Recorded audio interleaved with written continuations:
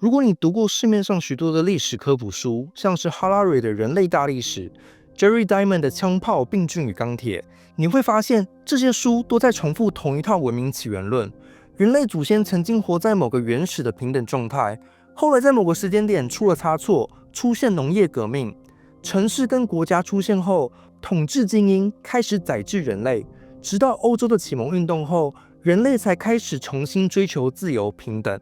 我们在历史课本上读到的也都是这样的故事，这让人们以为我们一直都活在不平等的状态，所以当今资本主义所创造的不平等，也只是人类历史上的常态罢了。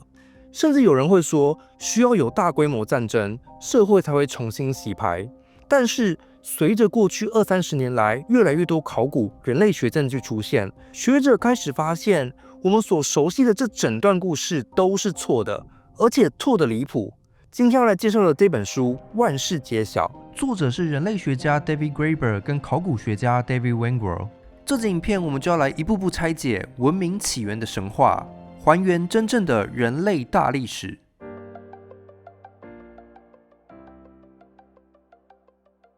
要拆解文明起源论，首先要先知道这套故事是怎么出现的。早在18世纪，法国哲学家卢梭就写过一篇论文，探讨人类不平等的起源。他认为人类一开始都是狩猎采集的社群，过着平等幸福的生活，直到农业革命出现后，文明跟国家的宰制才让人失去自由跟平等。如果想要更理解卢梭的理论，可以点进去看我之前介绍卢梭哲学的影片。卢梭的这套理论很特别，因为他预设了不平等有一个起源，仿佛在这之前人人都是平等的。但这其实很奇怪，因为当时的法国还处在封建时代，生活是极度不平等的。大家也不会认为这有什么问题，因为从中世纪以来，欧洲人都相信每个人生下来都有上帝安排好的位阶职业，因为每个人都受到神意安排，所以恰好是很平等的。但是到18世纪开始，欧洲人慢慢意识到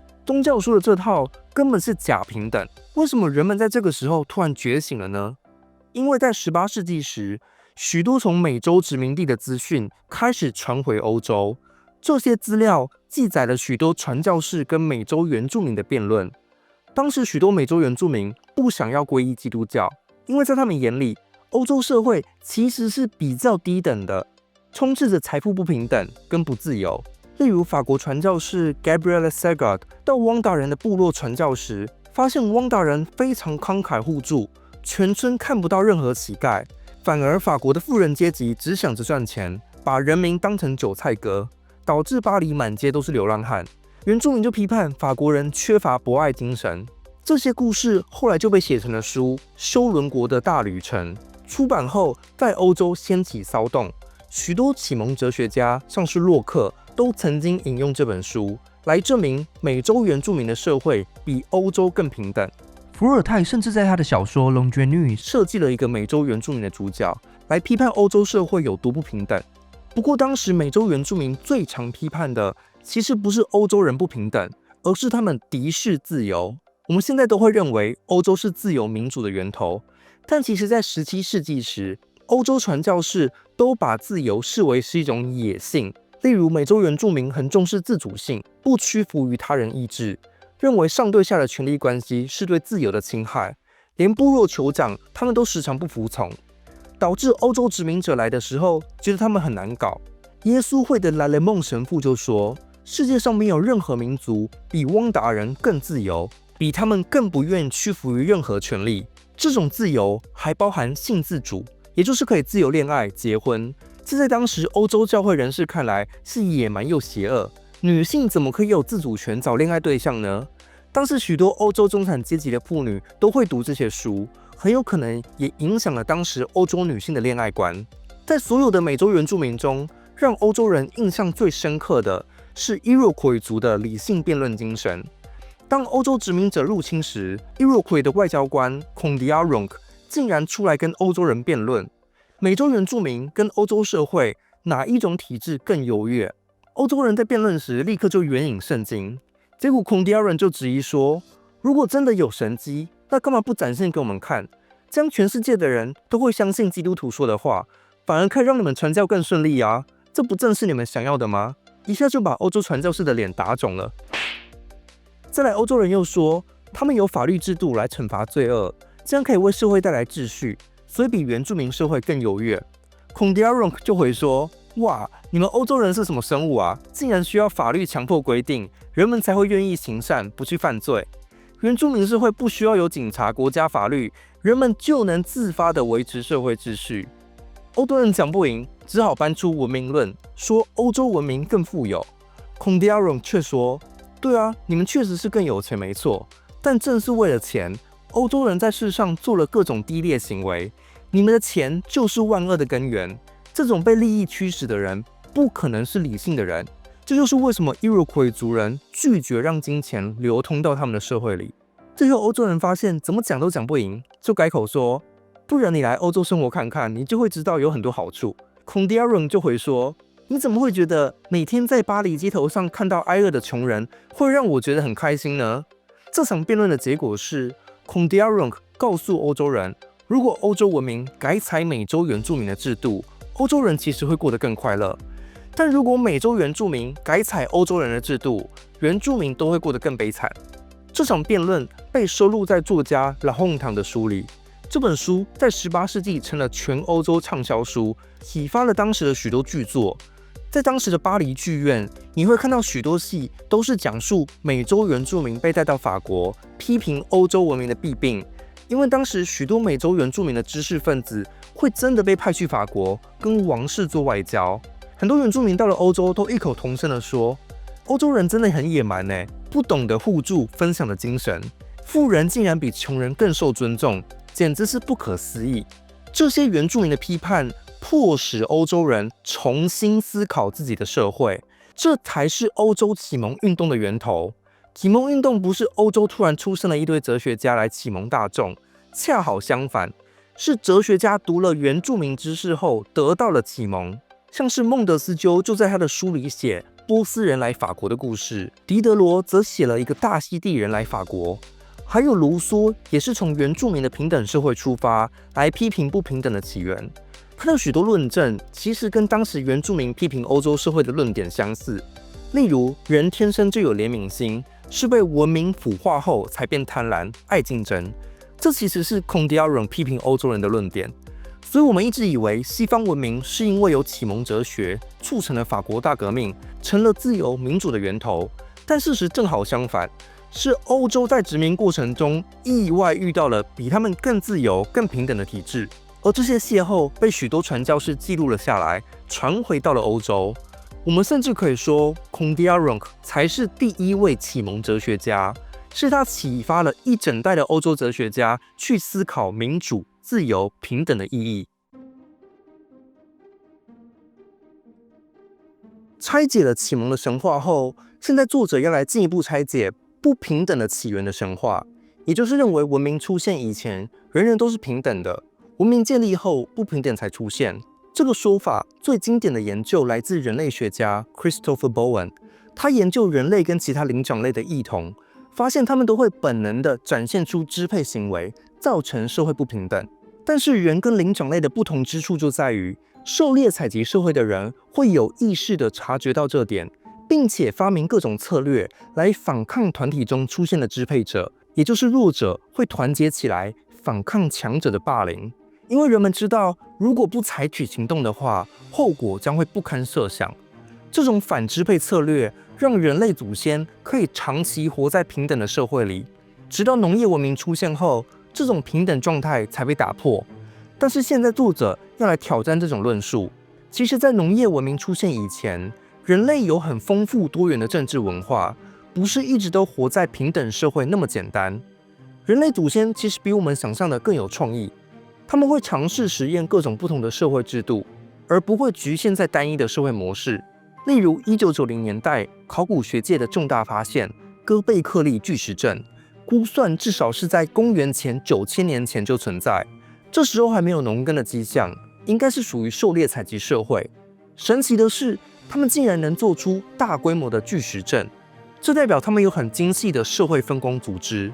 但是考古学家却找不到有阶级存在的证据，更没有类似国家的组织。所以许多学者认为，哥贝克利巨石阵的存在挑战了我们过往的认知。网络上甚至很多人觉得这根本是外星人盖的，否则狩猎采集者怎么搞得出这么复杂的技术呢？是外星生物的地标？有可能啊，真的不是地球文明，而是外星文明。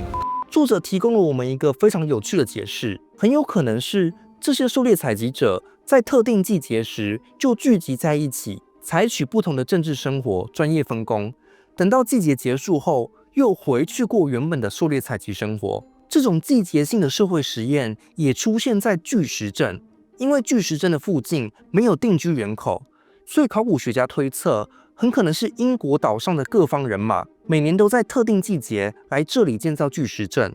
但是要建造这么大型的工程，一定要某种合作，所以他们很可能是在建造时期短暂授予权力给某个人，让他来发号施令，就像国王一样。但是当建筑完工后，国王的权力就终止了，权力结构又回到原本的平等社会，大家又回去过采集的生活。但这些都只是考古学家的推测，有没有现存的证据可以证明这种季节性的社会实验真的存在呢？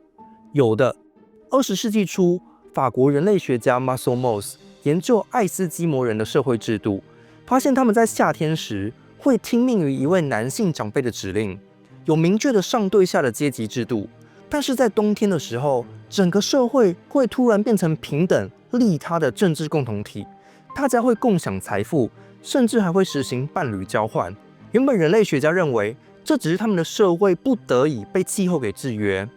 但 Mauss 认为，如果你去看寒带地区的所有社会，他们都在同样的寒冬，却采行着不一样的制度，所以他们并不是被气候给制约，而是爱斯基摩人认为严冬的时候，人本来就应该互助，这是一种自主的集体社会实验。不止爱斯基摩人如此，美国人类学家 Robert Lowe 也发现，北美原住民的 Lakota 族在夏天狩猎野牛的时候，必须靠快速的团队行动才能成功，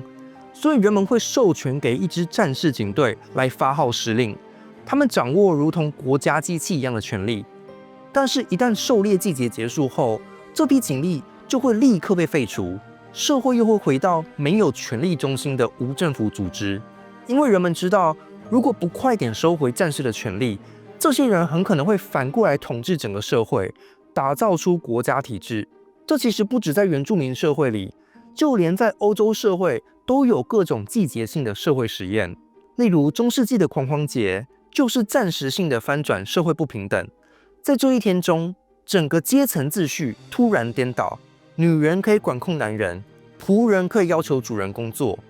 作者认为，这很可能就是人类发明节庆的本意。我们的祖先发明节庆，是为了让人们可以在某个时间内翻转权力关系，以此来刺激人们的政治想象力，直到现状不是那么不可挑战。节庆就是让人们能够逃离日常生活的一个出口。所以，不管从考古学、人类学，甚至民俗节庆中，我们都看到各种证据表明，从古至今，人类一直都在尝试不同的制度。所以，去问不平等的起源是什么，本身就问错问题了。我们的人类祖先比我们想象的还要有创造力，他们在特定季节发现不平等后，就会转换到平等的体制。所以，不平等没有一个起源，而是一下出现又一下消失。真正的问题不是为什么人类社会存在不平等，而是为什么人类祖先都有自觉，设计不同的社会实验去维系平等，但是当今的我们却认命接受不平等，不再去构想超越国家权力跟资本主义的制度，反而还会催眠自己说，虽然资本主义很不平等，但这是唯一可行的体制。这在我们的人类祖先还有许多原住民看来，都只是没有政治自觉的自我麻痹。因为人性的本质就在于，人是有自觉的政治行动者，有能力反思现状，并做出选择，去创造各式各样的体制。所以接着作者就要来探讨，到底是什么力量让人类失去了原本的想象力。在打破启蒙神话、不平等的神话之后，现在作者要来打破科技进步论的神话。主流的历史书籍都会告诉我们，人类历史就是透过科技不断进步的过程。从狩猎采集开始，发生新石器革命，再发生农业革命，最后工业革命。原始社会虽然比较平等，但是没有科技，所以不自由。工业社会因为科技进步，所以人类更自由，但也造成了更多不平等。这种论述其实隐含了一种宿命论，仿佛你想要自由，就必须活在科技社会里，也就必须接受不平等。但这其实是因为我们混淆了自由的意义。人类学家 Eleanor Leacock 就发现，在原住民的平等社会里，人们之所以维系平等，恰好是因为他们在乎自由。这里自由的定义是不用服从他人意志，有自由做自己想做的事。当不平等出现后，有人掌握更多财富，可以把财富转化成控制他人的权利，就会阻碍他人的自由。所以当代的资本主义虽然宣称人们有自由，但事实上多数劳工都是受他人的意志控制，必须为资本家卖命，一周的多数时间都被公司给掌控。跟平等的原住民社会相比，很难称得上自由。但奇怪的是，我们却会觉得现代人活得比狩猎采集社会的人更自由，因为我们享有高科技。所以我们应该反过来思考，因为有科技所以就更自由的想法到底是从何而来的？作者认为，这其实是因为18世纪欧洲社会受到原住民批判后，当时的经济学家 Turgot 还有亚当斯密为了要宣扬资本主义的优越性，就开始提倡一套新的论述，说工业文明的劳工要牺牲自由是正常的，因为这样才能保证经济成长。长期下来，科技进步就会解放全人类，未来的工时就会越来越短，人类就会实现真正的自由。相比之下，你看那些原始人每天都要为了求生做斗争，根本没有自由可言。这套18世纪末出现的科技进步论，在欧美盛行了将近200年，一直到1960年代，才有人类学家 Marshall Sahlins 指出，科技进步论其实讲反了。如果回顾过往200年的历史，人类的工时其实是不减反增，工业发展并没有解放人类，让人变得更自由，你还是一样每天上班8小时啊。而且因为资本主义创造出更多商品，引发更多物欲，所以你永远会觉得赚不够多，觉得自己还是很穷。相比之下，狩猎采集社会的人比我们工业文明的人更富裕，因为富裕是相对概念，当你拥有的多过你所需要的，你就会觉得富裕。像是渔猎社会的人，一天只需要工作2到4小时就可以饱足需求，其余时间都可以做自己想做的事，这就会让他们感觉富裕自由。所以 Sahlins 最后提出了一个惊人的结论：狩猎采集者其实活在原始富裕社会，他们为了保持闲暇时间，所以拒绝了农业革命。因为你一进到农业社会后，需要花更多时间耕作，劳动时间变长，原本享有的自由就缩减了。但是 Sahlins 的这套理论有一个弱点，你可以说狩猎采集者有更多自由时间，但是他们的生活科技水平那么低，很难说服一般大众，这样真的是比较自由吧？所以现在作者要来打破这个刻板印象。近年来，有越来越多新的考古证据发现，其实狩猎采集社会也可以发展出高度文明。例如，美国路易斯安那州的 Poverty Point 地区发现了一个西元前3500年前的城市遗迹。这些遗迹运用了复杂的几何学知识，规模媲美苏美文明的城邦，很可能是美洲大陆的第一座大都市。更惊人的是，整个密西西比河沿岸都可以找到同样形式的小型聚落，仿佛是各地的狩猎采集者聚集到此处来交换资讯，这让他们可以发展出复杂的数学、工程知识，打造公共建筑、都市。这个地区现在已经被联合国划为世界遗产。近几年，日本的三内丸山遗址也有类似的发现，一样是没有农业的狩猎采集者，却发展出了高度文明。这些新发现大大挑战了科技进步论的神话。我们都以为要有国家、资本主义，人类才能发展出都市文明。但是考古证据显示，其实平等的狩猎采集社会也一样能够发展出复杂的都市文明。在打破科技进步论的神话后，现在作者要再来打破经济决定论的迷思。社会科学有一个核心问题是，人类社会为什么会有各式各样的生活形态？马克思认为，不同的社会生活是因为有不同的经济生产方式。例如，发展手工业就会产出一个由封建领主主导的社会；发展出蒸汽机就会产出由工业资本家主导的社会。这套经济决定论一直是社会科学里的一个主流。现在作者要来挑战这项说法。人类社会不是被生产方式决定，而是透过主动拒绝来决定，透过拒绝他者的文化来定义自己。要理解这点，我们可以看看两群明明很接近的人群，为什么会发展出不同的文化。例如，北美西海岸的原住民就有2种截然不同的文化。在克莱美河以北的 Coquito 族是由贵族统治的阶级社会，非常注重金钱，拥有世袭的奴隶，奴隶占总人口的1/4，很多粗活都是交给奴隶做。他们的酋长骄傲又自大，喜欢在节庆时把大笔财富捐出去，来炫耀自己很有钱。但是在同一条河流以南的尤罗克人，人类学家却看到完全相反的社会，没有阶级制度，没有奴隶，而且人们普遍性格谦虚。这些人知道北部奴隶社会的存在，但是拒绝引入同样的体制。他们认为引入奴隶的话，人们就会开始变懒惰，会破坏原本社会重视的勤劳价值。换句话说，他们是透过拒绝自己邻居的文化来定义自己的文化。人类学家 Gregory Bateson 把这称作分裂创始，就是2群人或是2群社会把对方当成自己的一面镜像，透过拒绝对方的文化来定义自己，希望自己不要变成对方那个样子。像是加州西北海岸的 Coquito 人很爱面子，会刻意不让别人看到自己在砍柴，因为他们认为这是奴隶才在做的事。但是南部的尤罗克人却相反，认为所有男人都必须参加砍柴的工作，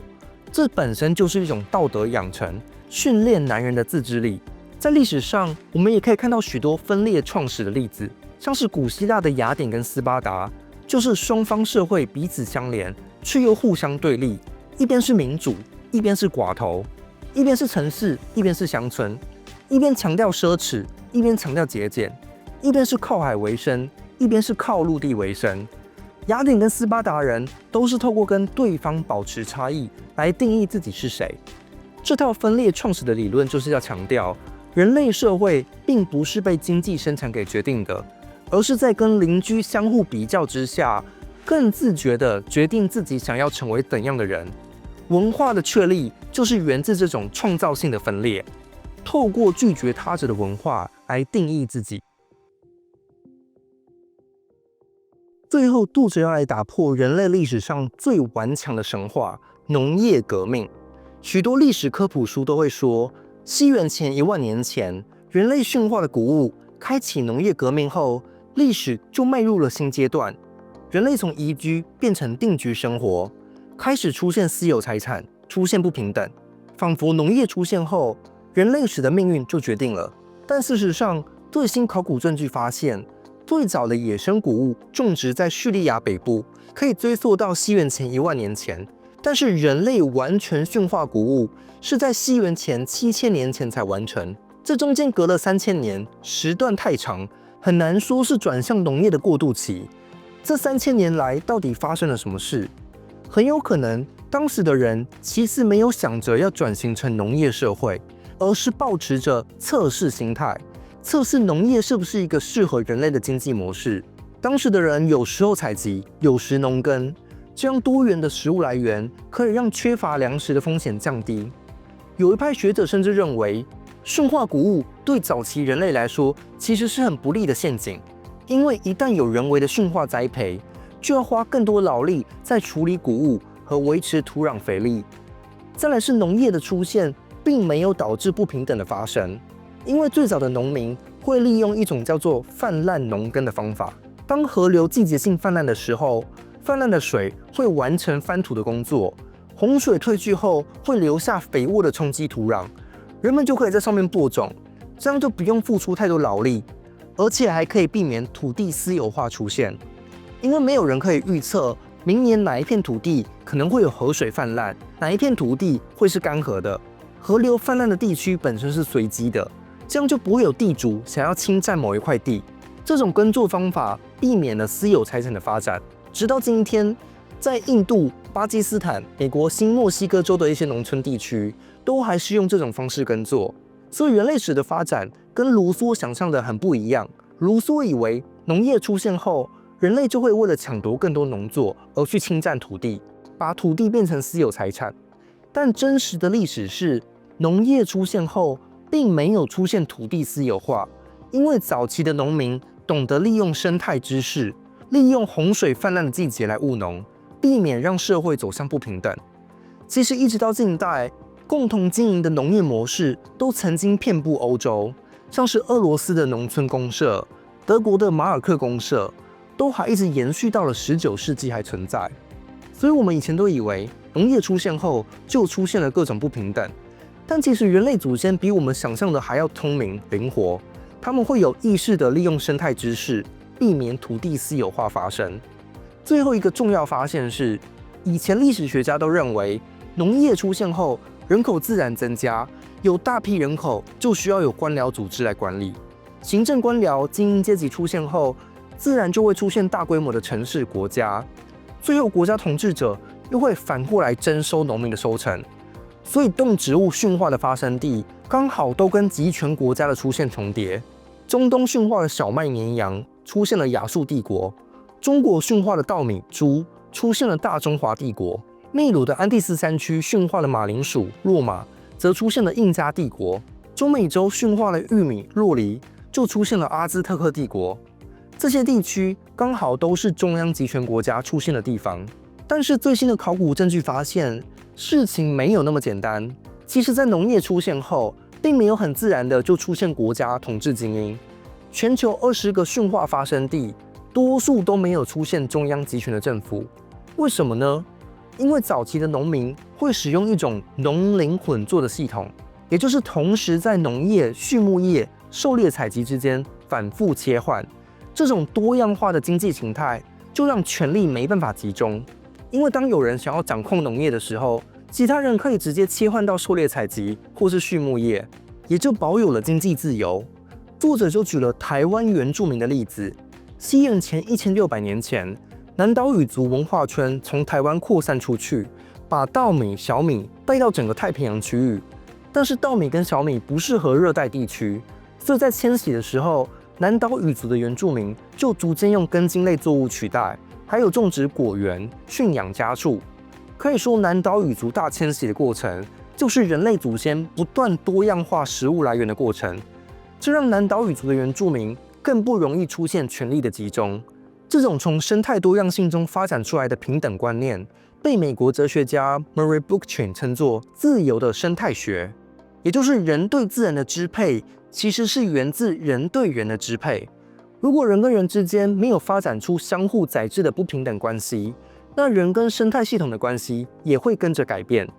另一个经典案例是亚马逊雨林的 Nambiquara 族，他们在雨季时会在湖畔地区种植果园，等到旱季的时候，再离开原本的果园，切换成游居的形态，进行狩猎采集。每一年都重复一次这个过程，一直在采集跟果园两种模式之间切换，几千年来一直都是如此，仿佛他们是刻意避开单一的经济形态。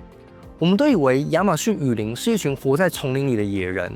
但是过去20年来，越来越多的伐木开采，把亚马逊雨林的树都砍光了。考古学家利用最新的3D 探勘技术，没想到竟然意外发现亚马逊雨林的地底下有上万个防御土堆，年代可以追溯到西元前7000年前。这揭露了亚马逊雨林曾经拥有一个巨大的古文明社会。这项研究在2023年发表在科学期刊上，震撼了考古学界。这些研究翻转了我们以往的认知，也许今天活在亚马逊雨林的人们根本不是落后的原住民，而是几千年前高度文明的后裔，至今都还保留着跟生态环境共存的生活形态。今天这支影片，我们介绍了这本翻转人类文明史的万事揭晓，一步步拆解我们习以为常的观念。首先打破启蒙的神话，其实是原住民启蒙了欧洲人；再来打破不平等的神话，其实早期人类比我们想象的更有创意；再打破科技进步论的神话，其实科技进步并没有让我们更自由；再打破经济决定论的神话，其实社会是透过比较来决定自己想发展的方向。最后打破农业革命的神话，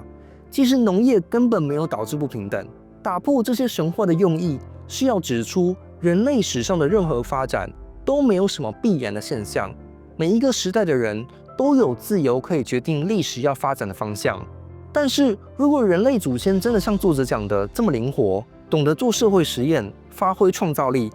那为什么我们现在会困在国家体制跟资本主义里呢？下集影片我们将会带大家更进一步揭晓文明跟国家的真正起源，理解人类今天到底是被什么给困住，用最新的考古学、人类学证据寻找人类文明的出路。